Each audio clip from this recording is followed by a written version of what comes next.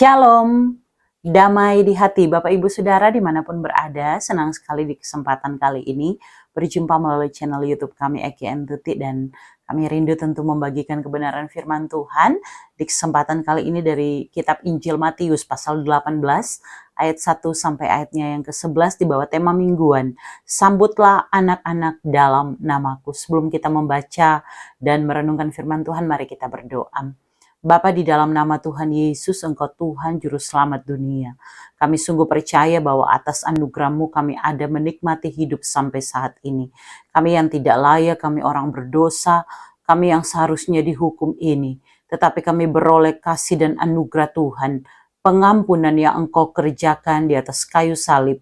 Engkau yang mau mati menanggung dosa-dosa kami. Engkau yang bangkit kembali dan naik ke sorga menyediakan tempat dan memberi kami kepastian keselamatan di dalam nama-Mu. Kami memuji dan memuliakan Engkau Tuhan.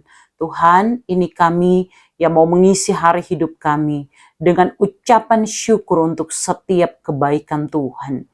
Karena itu Tuhan, kami mau tetap belajar firman-Mu dengan hati yang rindu, supaya hidup kami dituntun, diarahkan untuk hidup memuliakan Tuhan di dalam kehidupan yang Tuhan anugerahkan ini menjadi berkat bagi banyak orang. Terpuji nama-Mu Bapa di sorga. Kuasai hati pikiran kami, biar melalui media ini nama Tuhan yang dipuji dimuliakan dalam waktu ke depan ketika kami belajar bersama. Dalam nama Tuhan Yesus kami berdoa. Amin. Ya Bapak Ibu Saudara yang dikasihi dan diberkati Tuhan, sekali lagi bacaan mingguan kita Matius pasal 18 ayat 1 sampai ayat 11. Saya bacakan satu ayat, harapannya di rumah Bapak Ibu Saudara membacakan keseluruhan dari bagian ini. Saya selalu katakan bahwa sebenarnya akan sangat membantu jika kita membaca konteks atau teks sebelum dan juga teks sesudahnya. Ini akan sangat menolong kita dalam merenungkan firman Tuhan. Saya bacakan satu ayat dari ayat ketiga. Matius 18 ayat 3, lalu berkata, ini perkataan Yesus ya, lalu berkata, aku berkata kepadamu, sesungguhnya jika kamu tidak bertobat dan menjadi seperti anak kecil ini, kamu tidak akan masuk ke dalam kerajaan surga. Ya Bapak Ibu Saudara, senang sekali kita kembali membaca dan merenungkan firman Tuhan di hari ini. Kami akan bagikan dulu perenungannya, kemudian nanti kita akan jawab pertanyaan-pertanyaan MTPJ yang ada. Nah Bapak Ibu Saudara, kalau kita bicara tentang kitab Injil Matius, kita tahu bahwa ini adalah Injil yang pertama dari keempat Injil yang dapat ditemukan pada pembukaan Perjanjian Baru. Penempatan Injil Matius sebagai yang pertama bukan karena ini Injil yang pertama kali ditulis. Sekali lagi, ini bukan bicara Injil yang pertama ditulis atau kitab pertama dalam Perjanjian Baru dalam hal ini dalam penulisannya, bukan. Penempatan pertama ini dikarenakan karena Injil Matius ini menekankan hubungan antara Tuhan Yesus dengan Alkitab Perjanjian Lama. Maka kitab ini bertindak sebagai jembatan. Kitab ini menghubungkan antara Perjanjian Lama dengan Perjanjian Baru, dan tentunya kita menemukan apa yang diperkatakan dalam Perjanjian Lama digenapi dalam Perjanjian Baru melalui kelahiran Tuhan Yesus Kristus. Nah Bapak Ibu Saudara, Injil Matius ini ditulis oleh Matius, salah seorang dari murid Tuhan Yesus. Ia juga sering disebut Lewi. Matius adalah seorang pemungut cukai, salah seorang yang dibenci oleh orang-orang Yahudi karena tugasnya membantu pemerintah Romawi dalam hal menarik pajak dari orang Yahudi. Namun nama Matius dilihat dari artinya berarti pemberian Allah. Matius adalah nama yang diberikan oleh Tuhan Yesus sendiri, dan Injil Matius ini ditulis agar tentu orang percaya, dalam hal ini ditujukan kepada mereka orang percaya Yahudi, dan dengan tujuan yang sangat kompleks kalau kita lihat, tetapi kita dapat menemukan satu penegasan penggenapan nubuat Perjanjian Lama, dan juga tentu sebagai sebuah apologetika terhadap serangan dari pandangan Yudaisme, dan untuk membuktikan sekali lagi Yesus Kristus adalah Mesias, Dia yang dinubuatkan dari kitab-kitab perjanjian lama oleh para nabi, dan dialah yang nubuatnya digenapkan dalam perjanjian baru, termasuk di dalamnya dalam Injil Matius ini. Nah, Bapak Ibu Saudara, menarik sekali hari ini kita belajar Injil Matius pasal 18 ayat 1 sampai ayat 11. Ada dua tema kalau kita lihat di Lembaga Alkitab Indonesia dengan perikop siapa yang terbesar dalam kerajaan sorga dan siapa yang menyesatkan orang. Bapak Ibu Saudara, berawal dari satu pertanyaan para murid, siapakah yang terbesar dalam kerajaan sorga? Disampaikan kepada Tuhan Yesus, maka bacaan hari ini saya kemudian bagi menjadi 3 pokok pikiran yang penting untuk dapat kita perhatikan bersama. Yang pertama, ayat 1 sampai ayat yang kelima.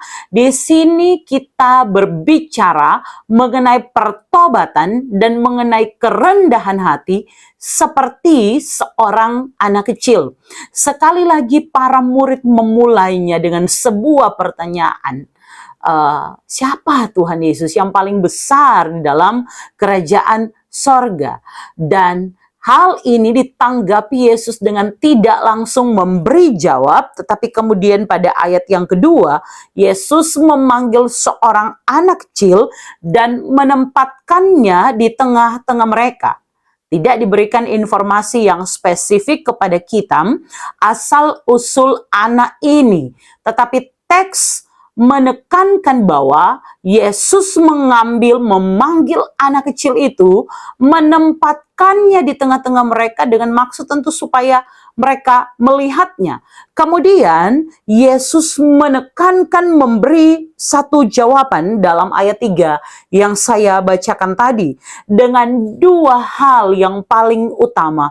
Karena mereka bertanya tentang siapakah yang terbesar dalam kerajaan sorga, maka Yesus menunjuk kepada seorang anak kecil yang ada di tengah dengan berkata, "Aku berkata kepadamu, sesungguhnya jika kamu tidak bertobat dan menjadi seperti anak kecil ini."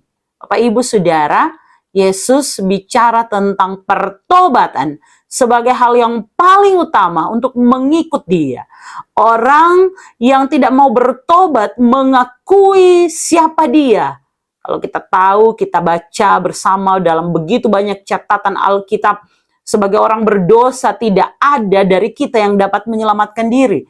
Tetapi sungguh hanya karena kasih karunia Allah di dalam Yesus Kristus, kita dibenarkan, kita diselamatkan. Sehingga sekali lagi Yesus memberi penekanan yang terbesar, yang masuk ke dalam kerajaan sorga adalah mereka yang memberi diri bertobat.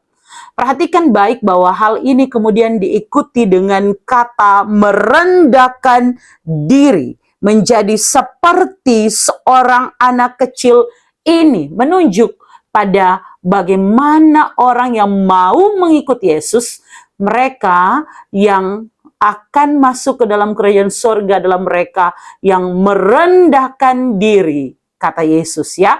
Dalam iman, keyakinan, kepercayaan kepada Yesus, tentu di sini Yesus mengajarkan untuk masuk ke dalam kerajaan sorga harus punya sikap seperti seorang anak kecil. Yesus menunjuk pada anak kecil. Apa yang dapat kita lihat, Bapak Ibu Saudara, pesan yang mau Tuhan Yesus sampaikan adalah mereka yang terbesar dalam kerajaan sorga itu harus punya karakter dan sikap seperti anak kecil. Apa itu kira-kira? Anak kecil biasanya tampil apa adanya. Anak kecil digambarkan mereka yang ikut Tuhan, mereka itu punya sikap rendah hati, sikap sederhana. Anak kecil digambarkan dengan kepolosannya, kejujurannya. Bahkan anak kecil itu digambarkan kalau dalam kalangan masyarakat Yahudi, kaum yang lemah, kaum yang tidak berdaya. Sehingga bagi Tuhan Yesus, seorang yang masuk ke dalam kerajaan sorga, haruslah mereka yang bertobat dari sikap mengejar kedudukan, ingin diakui, menunjuk pada diri sendiri. Kerajaan sorga bukan terdiri dari orang-orang sombong yang merasa diri layak atau berjasa untuk mendapatkan kewarganegaraan sorga, melainkan mereka yang taat, mereka yang tunduk, mereka yang bersedia dipimpin dalam iman oleh Yesus Kristus. Orang-orang seperti ini harus melihat kepada anak kecil untuk punya kerendahan hati, kepercayaan yang tidak tergantung pada apa yang dapat dia kerjakan, tetapi sekali lagi bergantung penuh kepada Bapa di sorga. Maka anak kecil yang Yesus ajak panggil berdiri di tengah-tengah para murid yang memperdebatkan siapa yang terbesar dalam kerajaan sorga, ini memberi satu contoh bagi kita semua. Hidup bergantung sepenuhnya kepada Tuhan. Oke, selanjutnya ayat 6-9. Kita di sini melihat ya ada satu bahaya yang Yesus sampaikan ketika ada penyesatan terhadap anak-anak. Yesus memperingatkan, siapa yang menyesatkan anak-anak yang percaya kepadanya akan menghadapi hukuman yang berat. Yesus menekankan pentingnya menjaga iman anak-anak agar anak-anak tidak tergoda dengan berbagai godaan dunia. Yesus menggunakan gambaran yang keras sekali di sini, Bapak Ibu Saudara. Dia mau menunjukkan betapa seriusnya dosa penyesatan itu. Yesus mengingatkan agar kita menghindari hal-hal ini.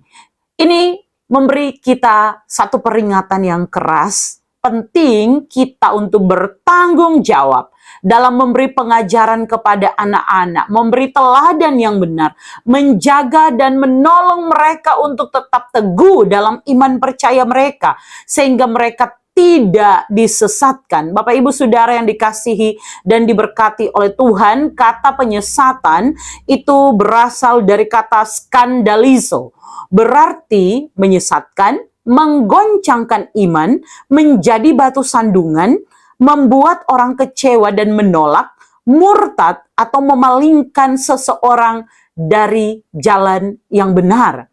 Bapak Ibu Saudara, dalam konteks ayat ini Yesus Kristus memberikan peringatan tentang bahaya menyesatkan anak-anak yang kecil sekalipun yang percaya kepadanya.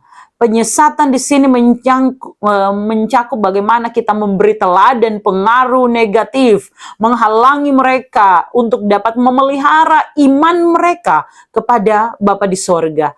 Kalau kita perhatikan di sini, Bapak Ibu Saudara, ia mengatakan bahwa jika tangan atau kaki menjadi penyebab seseorang itu kemudian jauh daripada Tuhan atau mengambil tindakan, seseorang karena tangan atau kakinya, kalau kita lihat ya Bapak Ibu Saudara, saya coba cari bacakan ayat 8. Jika tanganmu atau kakimu menyesatkan engkau, penggalah dan buanglah itu. Perhatikan, penekanan Tuhan Yesus adalah keselamatan lebih penting daripada mempertahankan bagian tubuh menjadi alat dosa.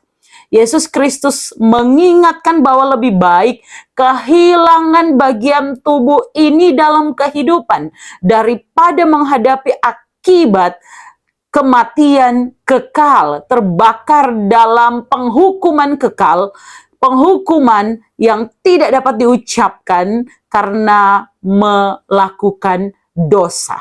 Menghindari dosa, memutuskan ikatan dari segala sesuatu yang membawa kita pada berbagai godaan dan penyesatan, ini menjadi poin yang disoroti oleh Tuhan Yesus. Ayat 10 sampai ayat 11, Bapak Ibu Saudara, kalau kita lihat ini bicara tentang bagaimana kita harus memperlakukan anak-anak. Ingatlah, jangan menganggap rendah seorang dari anak-anak kecil ini, karena aku berkata kepadamu, ada malaikat mereka di sorga yang selalu memandang wajah Bapakku yang di sorga. Saudara yang dikasihi dan diberkati Tuhan, Yesus mengingatkan kita agar kita tidak merendahkan, tidak menganggap remeh, pandang enteng kepada anak-anak dalam iman, dan percaya mereka. Ia mengatakan bahwa ada malaikat yang selalu memandang wajah Bapa di sorga. Ini menunjukkan bahwa anak-anak kecil pun memiliki martabat sebagai ciptaan Tuhan. Maka gereja, keluarga, masyarakat tentu harus memperlakukan anak-anak dengan kasih ketika kita melihat posisi mereka sama sebagai ciptaan Tuhan. Yesus Kristus mengingatkan agar para murid yang sedang berdebat, siapa yang terbesar dalam kerajaan sorga, jangan menganggap remeh anak kecil dan juga tidak menghina atau merendahkan anak-anak kecil. Karena mereka adalah teladan, mereka adalah gambaran kerendahan hati. Anak-anak yang identik dengan kesederhanaan, kepolosan, kejujuran, ketidakmunafikan. Ada malaikat yang memandang kepada Bapa di sorga. Ini menunjukkan bahwa tindakan apapun yang dilakukan terhadap anak-anak kecil itu tidak luput dari perhatian Bapa di sorga. Nah, Bapak Ibu Saudara, mari kita coba lihat ya dalam pertanyaan MTPJ. Kalau saya coba baca di sini ada 3 pertanyaan di sepanjang minggu berjalan ini. Pertanyaan yang pertama, apa yang Anda pahami tentang sambutlah anak-anak dalam namaku menurut Matius 18 ayat 1 sampai 11. Bapak Ibu Saudara, ayat ini menjelaskan kepada kita semua bahwa anak-anak itu memiliki nilai yang sangat penting, berharga di mata Tuhan. Yesus mengajarkan murid-muridnya untuk dapat mencontoh kerendahan hati, kepolosan, dan ketulusan anak-anak dalam hubungan mereka dengan Tuhan dan sesama. Sambutlah anak-anak dalam namaku berarti kita diminta untuk menerima anak-anak dengan kasih. Seperti para murid menerima mereka dengan kasih. Tidak menghalang-halangi mereka datang kepada Bapa.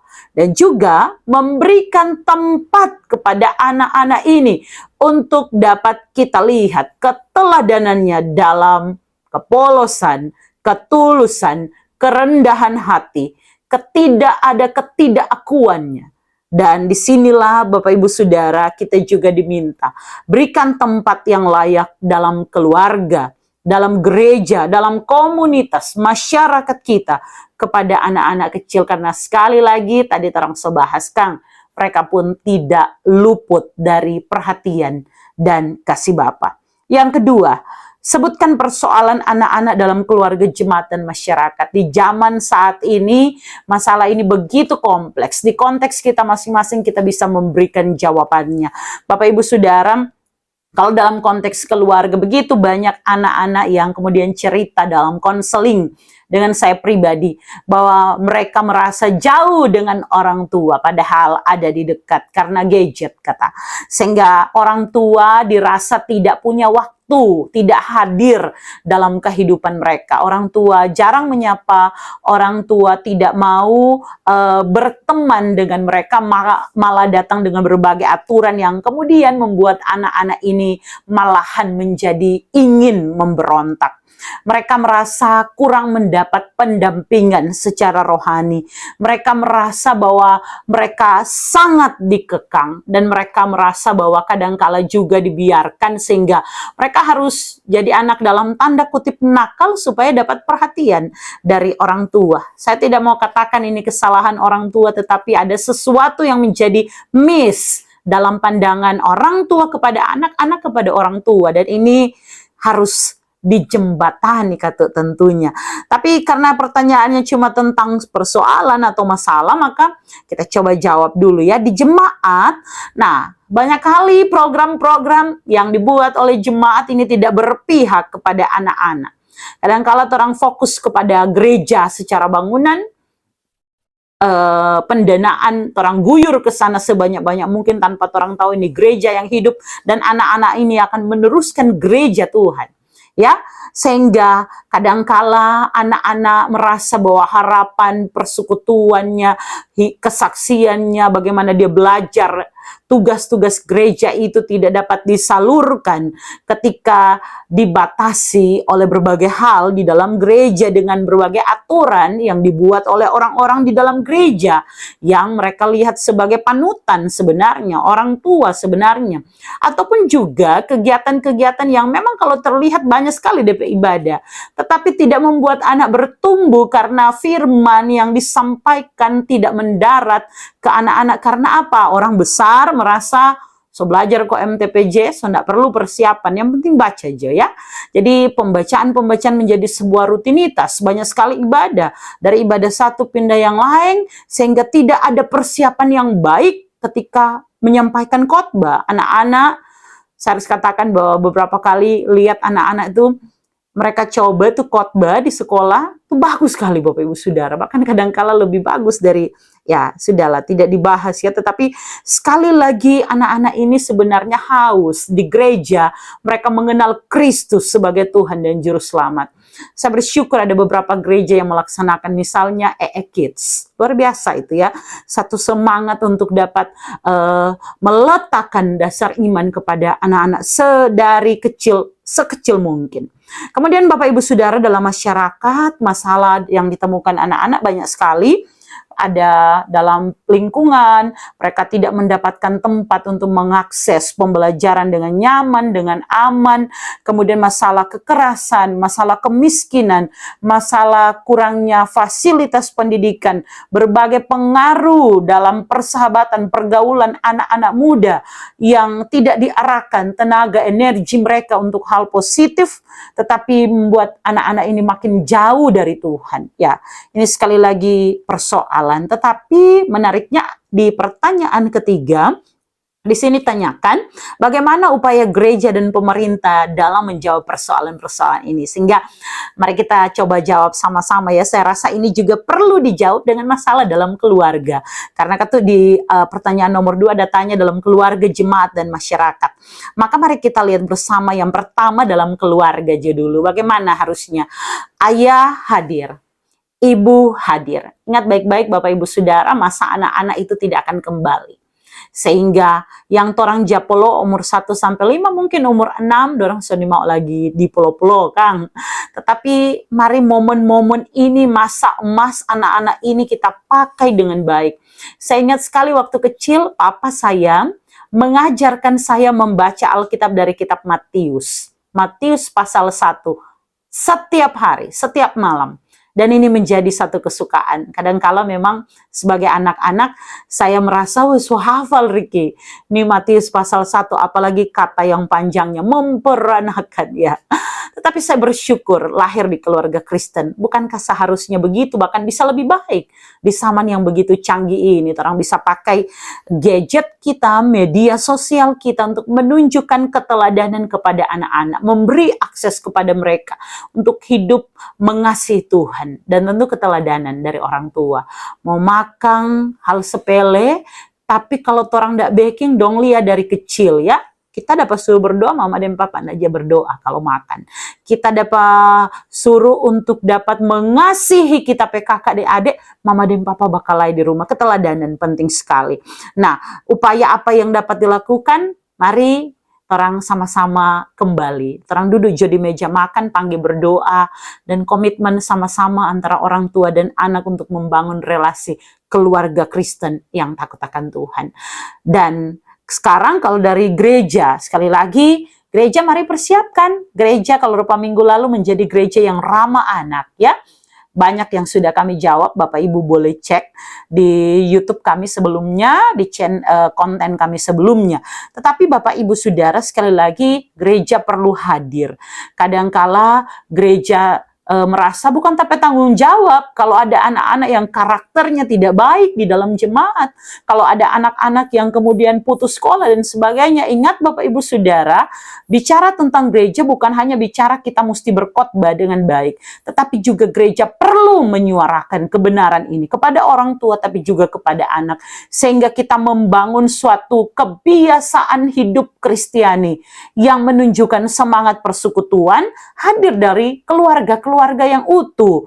Bagaimana jika gereja kemudian bersikap abai? membiarkan saja ketika ada orang tua yang kemudian pisah, korbannya anak-anak.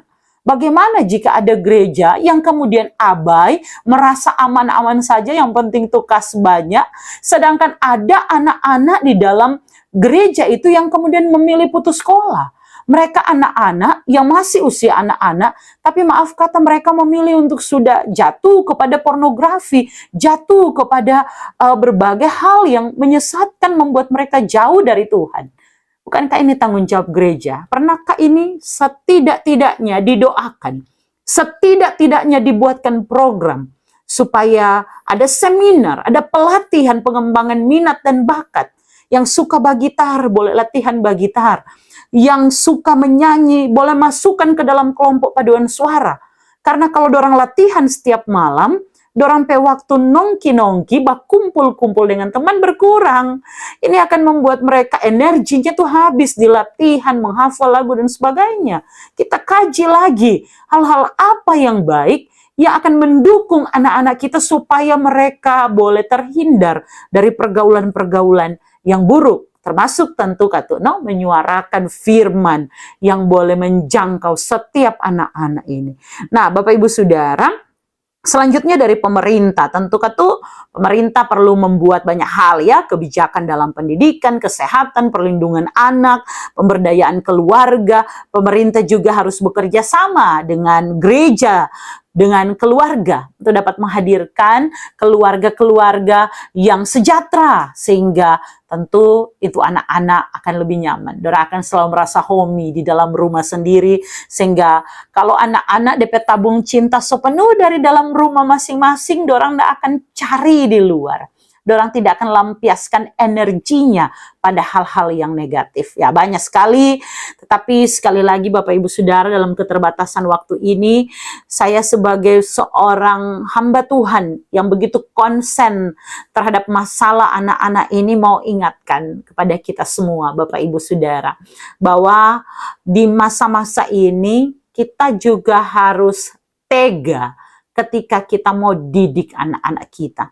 Jangan biarkan mereka menjadi generasi yang manja, generasi yang katanya, yang sekarang ini tuh generasi strawberry, cuma pramas langsung hancur.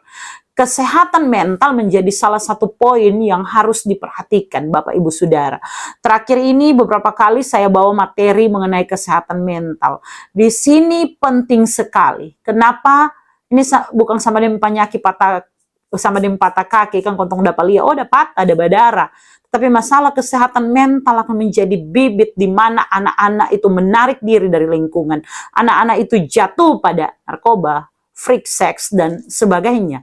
Anak-anak itu kemudian punya niat untuk misalnya bunuh diri dan sebagainya. Ya, Bapak Ibu Saudara, ini bukan hal yang sepele. Termasuk ini menjadi akar di mana anak-anak menarik diri, tidak mau mengenal Tuhan, persekutuan, gereja. Sehingga mari orang perhatikan, fasilitasi, buat itu menjadi seminar-seminar, dekati anak-anak, jalankan pastoral counseling, gereja, latih pembina-pembina remaja, komisi-komisi pemuda remaja, guru-guru sekolah minggu, untuk dapat menyampaikan ini, hadir bagi anak-anak, teman, jadikan teman sharing, kakak mentor bagi mereka, supaya kalau orang tua, orang boleh lihat, orang anak-anak yang hari ini orang didik mungkin keras, orang tidak suka dong menolak, tapi orang akan lihat. Seperti kata firman, didiklah anakmu maka pada masa tuanya pun dia tidak akan menyimpang dari jalan itu. Orang akan petik kok ini DP buah ya. Apa yang orang tabur pada orang generasi di hari-hari ini. Ya Bapak Ibu Saudara yang dikasih dan diberkati Tuhan, mungkin itu yang dapat dibagikan ya. Kalau ada yang lebih kurang, nanti orang pelengkapi dengan konteks jemaat kita masing-masing. Sekali lagi, jangan tolak anak-anak datang kepada Tuhan. Tidak apa-apa kok di gereja, anak-anak baribut, yang penting orang tua bawa dulu di gereja, orang ingatkan, orang ajarkan, teladankan. Saya juga pernah kecil, puji Tuhan, dan Bapak Ibu Saudara dimanapun pernah kecil. Orang lihat ya bagaimana orang diperlakukan, dan boleh ada sampai hari ini, orang boleh terapkan apa yang baik ya. Sehingga anak-anak kita juga anak-anak yang terus akan memuliakan nama Tuhan. Terima kasih Bapak Ibu Saudara, dan mari kita berdoa. Tuhan, Engkau sangat baik, terima kasih untuk waktu ini. Dalam keterbatasan kami mau minta kepadamu Tuhan. Biarlah setiap anak-anak yang Tuhan percayakan kepada kami, dapat kami didik dalam iman kepada Tuhan. Bapa di sorga, kami sadar betul bahwa begitu banyak orang ingin menjadi orang tua, tetapi tidak siap menjadi orang tua. Mungkin kami tidak ada sekolah untuk menjadi orang tua, tetapi kami bersyukur karena Tuhan tempatkan anak-anak di dalam keluarga kami. Kami minta Tuhan beri hikmat untuk mendidik mereka dalam takut akan Tuhan. Biar kami boleh hadir dalam tumbuh kembang mereka, jasmani, terlebih rohani. Terima kasih Bapa di sorga, sebagai gereja Tuhan, kami mau pakai minggu ini ketika firman-Mu ini mengingatkan kami semua, menyambut anak-anak sebagai bagian penting di dalam gereja yang tidak boleh kami lupakan. Masalah mereka begitu kompleks hari-hari ini, tetapi Engkau menempatkan kami melayani mereka di dalam takut akan Tuhan. Tuhan beri kemampuan, Tuhan beri kerendahan hati seperti anak kecil, Tuhan beri semangat, ketulusan memberitakan tentang Engkau. Dan biarlah apa yang kami persiapkan dalam pelayanan ini sungguh jadi berkat. Terima kasih Tuhan. Ini doa kami. Dalam nama Tuhan Yesus kami berdoa. Amin. Bapak Ibu Saudara yang dikasih dan diberkati Tuhan, makasih banyak saya Iko Patorang di channel YouTube ini. Sampaikan salam untuk setiap anggota keluarga dan bagi Bapak Ibu Saudara sekalian. Sekali lagi terima kasih. Tuhan Yesus memberkati. Shalom. Damai di hati.